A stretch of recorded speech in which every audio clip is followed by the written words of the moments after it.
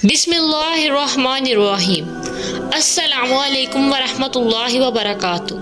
हज़रत उक़बा बिन आमिर रज़ियल्लाहु तआला अन्हु से रिवायत है कि एक दफ़ा मैं एक जंगी सफ़र में आप सल्लल्लाहु अलैहि वसल्लम की सवारी की मुहार पकड़कर आगे आगे चल रहा था कि आप सल्लल्लाहु अलैहि वसल्लम ने फरमाया, ए उक़बा पढ़।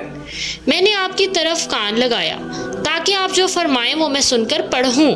फिर कुछ देर बाद फरमाया, ए उक़बा पढ़। मैं फिर मुतवज्जे हुआ। आपने तीसरी बार फिर यही फरमाया। मैंने अर्ज़ की, क्या पढ़ूं? आप सल्लल्लाहु अलैहि वसल्लम ने फरमाया, सूरह इखलास पढ़। फिर आप सल्लल्लाहु अलैहि वसल्लम ने आखिर तक सूरह इखलास पढ़ी। फिर आप सल्लल्लाहु अलैहि वसल्लम ने सूरह फलक आखिर तक पढ़ी। मैं भी आप सल्लल्लाहु अलैहि वसल्लम के साथ पढ़ता रहा। फिर आपने सूरह नास आखिर तक पढ़ी। मैं भी आपके साथ पढ़ता रहा। फिर आप सल्लल्लाहु अलैहि वसल्लम ने फरमाया, किसी शख्स ने इन जैसी सूरतों या कलाम के साथ अल्लाह की पनाह हासिल नहीं की। हज़रत अब्दुल्ला रज़ियल्लाहु तआला अन्हु से रिवायत है कि एक रात हल्की सी बारिश हुई और सख्त अंधेरा था।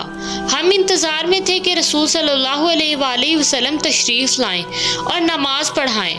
फिर रसूल सल्लल्लाहु अलैहि वसल्लम नमाज के लिए तशरीफ़ लाए और मुझे फरमाया, पढ़। मैंने कहा, क्या पढ़ूं? आपने फरमाया, सूरह इखलास और माज़ूतीन सुबह शाम 3-3 दफ़ा पढ़ा कर तेरी हर मुसीबत में कफ़ायत करेगी।